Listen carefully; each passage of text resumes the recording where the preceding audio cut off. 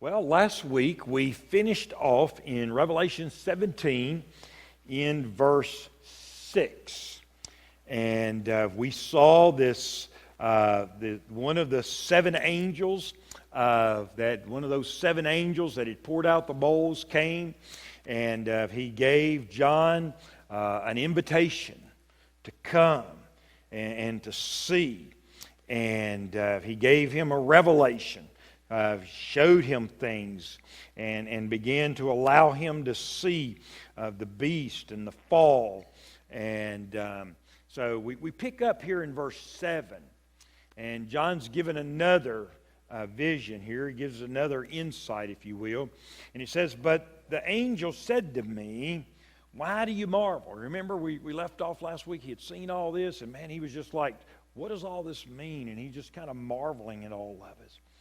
And he says, "I will tell you the mystery of the woman and of the beast that carries her, which has the 7 heads and the 10 horns. The beast that you saw was and is not, and will ascend out of the bottomless pit and go to perdition. And those who dwell on the earth will marvel, whose names are not written in the book of life from the foundation of the world, when they see the beast that was and is not and yet is. Here is the mind which has wisdom. The 7 heads are 7 mountains on which the woman sits. There are also 7 kings. 5 have fallen, 1 is, and the other has not yet come. And when he comes, he must continue a short time. The beast that was and is not is himself also the 8th, and is of the 7, and is going to perdition. The 10 horns which you saw are 10 kings, who have received no kingdom as yet, but they receive authority for 1 hour as kings with the beast. These are of one mind, and they will give their power and authority to the beast. These will make war with the Lamb, and the Lamb will overcome them, for he is Lord of lords and King of kings. And those who are with him are called chosen and faithful. And then he said to me, the waters which you saw, where the harlot sits, are peoples, multitudes, nations, and tongues. And the 10 horns which you saw on the beast, these will hate the harlot, make her desolate and naked, eat her flesh, and burn her with fire. For God has put it into their hearts to fulfill his purpose, to be of one mind, and to give their kingdom to the beast, until the words of God are fulfilled. And the woman whom you saw is that great city which reigns over the kings of the earth." Now, as you read through this, it's all very self-explanatory, right? I mean, because John says, hey, you've seen these mountains, you've seen these horns, and this is what they are. And so it's all kind of simplistic when John points this out, right? So we'll just pick up from there, and we'll go on to chapter 18. Any questions? All right. So I see the questions on your face. So we'll look maybe a little more in detail on this, okay? So, according to verse 6, this vision somewhat startles John. Now, that's kind of interesting to me when you think about all that John has seen throughout the book of Revelation. And now he sees this, and he is just kind of set back. He marvels at it, okay? His mouth kind of drops open. You know, it kind of reminds me of Daniel. Daniel saw things when he was given dreams and given explanations, and yet Daniel still had a hard time, kind of comprehending it all, okay? So in verse 8, it says, "The beast that you saw was and is not, and will ascend out of the bottomless pit and go to perdition. And those who dwell on the earth will marvel, whose names are not written in the book of life from the foundation of the world, when they see the beast that was and is not and yet is." So this is the same beast again from Revelation 13. Okay, it refers to the so-called miracle of the Antichrist, the death, his resurrection. That's Revelation 13, verses 3 and also in verse 14, okay? Remember, he was mortally wounded. We talked about that a little bit last week, but it never says he really died, okay? But here's what's important. It doesn't matter if he died or not. It's what people think he did.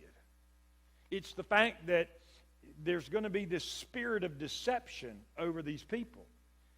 And as far as they're concerned, doesn't matter what the truth is that you and I might know, but as far as they're concerned, he died. He was buried. He went away. And he came back to life again. Okay? And so most of the lost people of the world will believe the miracle and they'll follow the Antichrist. Okay? Some believe that this is the Roman Empire that was and now is and will be again. And we'll say a little more about that as we go along. Okay? So, then in verse 9, here we get into all of the 7 heads and the 10 horns and all of these numbers and trying to keep all that straight. And I'll be honest with you, you almost have to have a slide ruler to keep it all together, okay? But we're going to walk through this, try to do the best that we can. 7 heads, okay? In 3 of the 4 descriptions of the beast through Revelation, we're shown that the beast has 7 heads. In all 4 other descriptions, there's always 10 horns, okay? The 7 heads mean 2 things. He says there's 7 mountains. And this is representative, some would say, of kingdoms, okay? And then the 7 heads, these are the kings that are over those kingdoms, if you will, okay? The mountain is symbolic of great power. Daniel chapter 2, in that vision where a great rock, was thrown at the statue and caused it to crumble. It became a mountain, okay?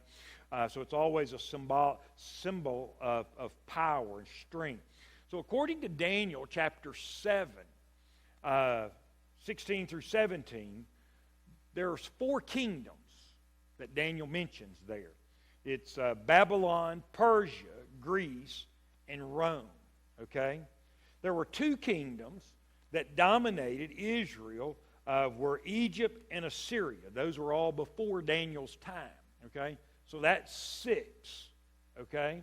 The 7th kingdom would be the kingdom of the Antichrist, okay? So this would make up that number. Also, the 7 kings, the 7 heads, they represent the 7 kings of those nations. Now, again, there's a lot of speculation that this is about Rome, and it's about the Roman Catholic Church. David Jeremiah says this. David Jeremiah says that the 7 mountains are the 7 hills around Rome, okay?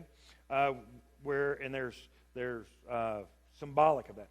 The 7 kings would represent the 5 Roman kings or emperors that had fallen when John is writing. That would be Julius Caesar, Tiberius, Caligula, Claudius, and Nero. And then the one that was ruling was Domitian. He was the one who sent John to the Isle of Patmos. Okay? And so that would be those 7, and then, the 7th then, would be the revived Roman Empire under the Roman Church. Okay? And David Jeremiah is a pretty good authority. And so that's his view on it, okay? So then we get into verse 11. The beast that was and is not is himself, also the 8th, and is of the 7th, and is going to perdition, okay? So if he's the 8th and he comes out of the 7th, it would be implying then that the Antichrist is going to come out of that 7th kingdom. And if that is, in fact, the revived Roman Catholic Church, then it would give you some insight there. This beast, Satan, he'll incarnate in the Antichrist, in this 8th. He'll be a world leader, but after the miracle of his death and his resurrection, he'll become the ruler of the world. And his judgment is kind of set in stone. God's gonna bring all of this. He says he's going to be brought to perdition. Okay, it means utter destruction. Okay? That's what you need to understand about that. Okay. Then in verse 12, it says, "The 10 horns which you saw are 10 kings who have received no kingdom as yet, but they receive authority for 1 hour as kings with the beast. These, and then let me read the first thing. It says, these are of one mind, and they will give their power and authority to the beast. So these two verses kind of refer to the 10 kings who will give their allegiance over to the Antichrist, okay? They're going to be of one mind. They're all trying to accomplish one thing together. They're going to be in partnership, if you will, with the Antichrist. And they're wholly committed to him taking control and seeing him come into power. It says they are given a kingdom, but their reign is short-lived. In fact, it says it'll only be 1 hour, okay? Daniel chapter 7 and verse 24 says, the 10 horns are 10 kings who shall arise from this kingdom, and another shall rise after them. He shall be different from the first ones. He shall subdue 3 kings. He shall speak pompous words against the Most High. He shall persecute the saints of the Most High.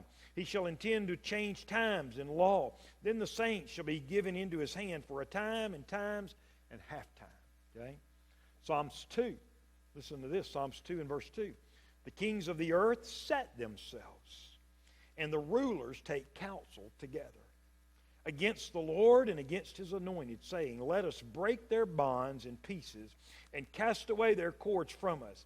He who sits in the heavens shall laugh. The Lord shall hold them in derision.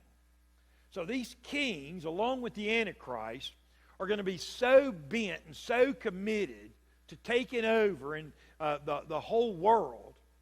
And God sits in heaven and laughs and said, is that the best you can do? And we're going to find in one day he's going to wipe them all out. Okay? So again, verse 14. These will make war with the Lamb, and the Lamb will overcome them, for he is the Lord of hosts, the King of kings, and those who are with him are called chosen and faithful. Remember now, the nations of the world, under the direction of the Antichrist and his kings, they're going to gather together and do battle with Christ, the battle of Armageddon, okay? But they're fighting a losing battle. They're going to be defeated. The Lamb, it says here, he's described as the King of kings and the Lord of lords. And we're going to see a little later over in Revelation chapter 19, in verse 11 through 21, he says that in verse 1, it says, after these things I heard a loud voice of a great multitude in heaven. Then notice what it says in verse 11. Now I saw heaven open, and behold, a white horse, and he who sat on it was called Faithful and True, and in righteousness he judges and makes war. And then it says in verse 15, now out of his mouth goes a sharp sword, that with it he should strike the nations with the word of his mouth. Think about it. The same mouth, the same voice that said, let there be light, and there was light. The same voice that spoke the world into an existence be the same voice that destroys this army. It's a great picture. This verse also refers to those who are with the Lamb when he does battle. He says, these are called chosen and faithful. This refers to the bride of Christ. Who's the bride of Christ? All of us, the church. We're all the bride of Christ, okay? So when he comes back, we're coming with him. Amen? And so now, here's what's important about that little phrase. Some of those who have this post-trib understanding see Christ rescuing the church in chapter 19. The church isn't in chapter 19 to be rescued because we've come back with him in chapter 17. Okay? So again, that's us. We'll watch the Lamb do battle and we'll shout as he claims victory over all the enemies. Okay? Verse 15 we talked about describes again the waters being representative of the multitudes. Okay? Then sure.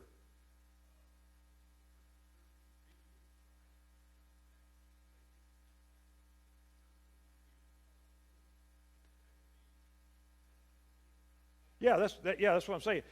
When Christ returns, we're going to be there shouting victory. We're not going to have to lift a finger. Like I said, Revelation 19, verse 15, with the sword of his mouth, he's going to speak. It brings back images, and I can't recite the passage right now. But remember when David was anointed king, and after Saul was killed, and David asked God, he said, should I go out and do battle? And he said, yeah, go out and I'm going to deliver them in your hands. And he went out and he defeated them. And then they came back and they attacked again, and David said, hey, should I go out and do battle again? And God said, no, here's what I want you to do. He said, I want you to go around behind them, and when you hear the marching through the balsam trees, then you can go. And it would be the fact that God's going before them. And so when David got to the battlefield, the battle was over. The victory had already been won. And that to me is a little bit of that image. We're going to come with God, Christ, but he's going to do all the fighting, and we're just going to be there to shout victory and to watch. And he's going to use his word, the word of God. His voice is what's going to destroy. There's not going to be much of a fight, is it? I remember years ago, it was a Mike Tyson and I think Leonard Spinks fight. I don't know. I'm dating myself, okay? I was working. I was living in Atlanta at the time, and I was working over here in Meridian. And they were fighting that night. And so I got to the hotel that night. I ordered room service. I sat on the side of the bed. I had all my food prepared, and I was ready to watch this fight. And I looked down to cut my steak, and I looked up, and it was over with.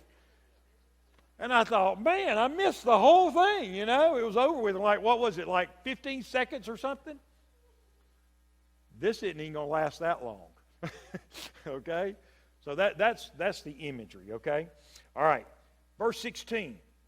And the 10 horns which you saw on the beast, these will hate the harlot and make her desolate and naked, eat her flesh and burn her with fire. Now, these 10 horns, or these kings, they're going to make this transition. We're talking about the 3.5-year mark. Some would put this at the middle of the last half of the 3.5 years, or whatever that might be. But as a result, the religion of the earth will focus on worship of the beast and his image. The woman who rides the beast will have served her purpose, and the beast will then turn on the woman. Okay? The woman will now be kind of in the way. Her wealth will be taken. Her flesh is eaten and burned with fire. And those who choose to resist or change, they're all going to be destroyed as well. Okay? And so after the Antichrist and his demons use the harlot, this false religion, these false concepts and idols, once they use the harlot to achieve power, then they're going to destroy her. Okay? They're going to turn on her. When they kind of reach the pinnacle of success, there'll be no more need for that religious system. Here's a word from Jeremiah 50. Jeremiah 50 and verse 41. Behold, a people shall come from the north, and a great nation and many kings shall be raised up from the ends of the earth. And they shall hold the bow and the lance. They are cruel and shall not show mercy. Their voice shall roar like the sea. They shall ride on horses set in array like a man for the battle against you, O daughter of Babylon. So here's the irony. The irony is that God will be using the beast. God's going to let the beast destroy the harlot. Because God doesn't like the harlot either. But he's going to let the beast do the destroying. And then God's going to come back and destroy the beast. Okay? Verse 17. For God has put it into their hearts to fulfill his purpose, to be of one mind, and to give their kingdom to the beast until the words of God are fulfilled. So we see here, doesn't matter what the Antichrist is doing. When the beast turns to kill the harlot, he's thinking he's doing this of his own volition.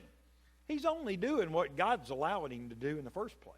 He's only doing what God has already orchestrated from the foundations of the world. This is all part of God's plan. This isn't part of Satan's work. God's in control of all this. He's the one who puts it into their heart to destroy this religious system. Isaiah 13 and verse 17 says, Behold, I will stir up the Medes against them, who will not regard silver, and as for gold, they will not delight in it. Also their bows will dash the young men to pieces, and they will have no pity on the fruit of the womb.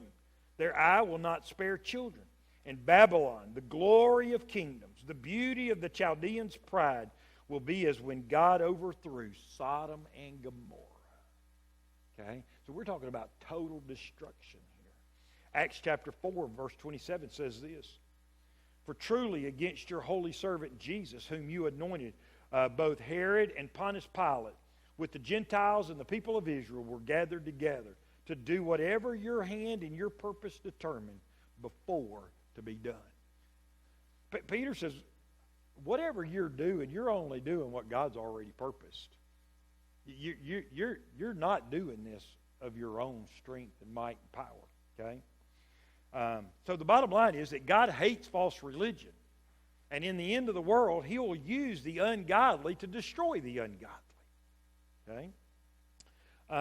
Much of religion today, I can only imagine. I've heard people say this before, that when you look at the world religious systems today, that if God destroyed Sodom and Gomorrah, then certainly we deserve to be destroyed.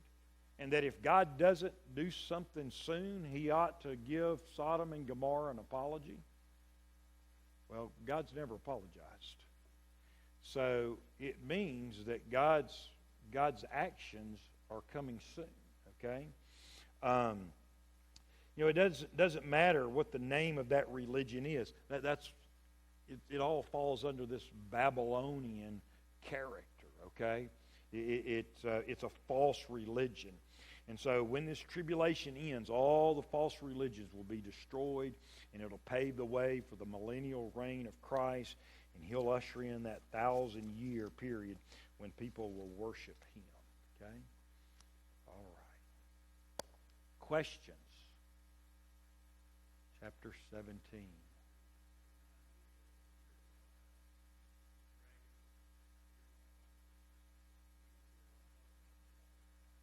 Yeah.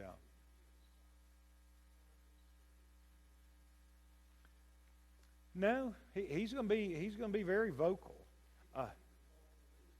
The whole he's represented in the whole false religion. That whole their message, their entire message is yeah. That's part of the deception of Satan. Satan's always trying to get that false message out.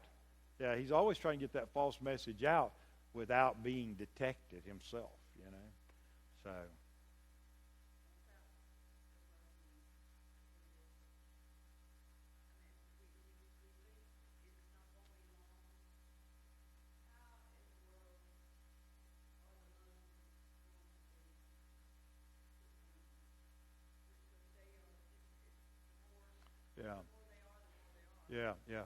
yeah. The question is with the growing number of Muslims, what happens to that? How does God rectify that or conquer that? Or that's all part of the false religions of the world, I think it's combined. Again, I think it goes back to the fact that there's only one true God. Only one Christ. Do what? Living God, actually, yeah. There's only the one true living God, the triune God. Everything else is false. Yeah. I don't, and it's a good question. I don't know the answer, to be honest with you. The United States aren't mentioned in the book of Revelation. Muslims are not. We're given these symbols and all that. The 10 kings and kingdoms. Many people believe that that's the 10 nations that make up the United Nations the Europe common law, whatever it is. Yeah, common market. Yeah. So, but there's nothing given to us definitive on. But to know that all false religions are going to be destroyed. Now, just in my mind, this is Bill Wright, okay? When the church is raptured, okay, and we're taken out, doesn't matter how many Muslims there are at that point, you know.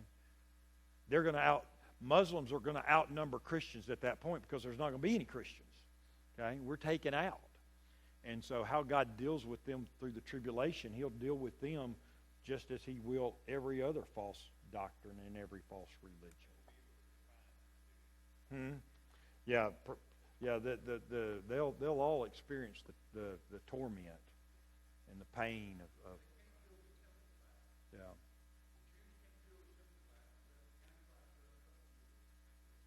Yeah. You're right. Yeah, I don't think the conflict with the Muslims will ever.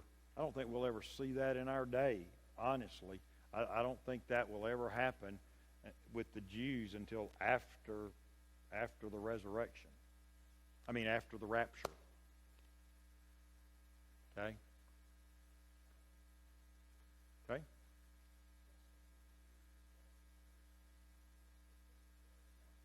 Mm-hmm. Okay.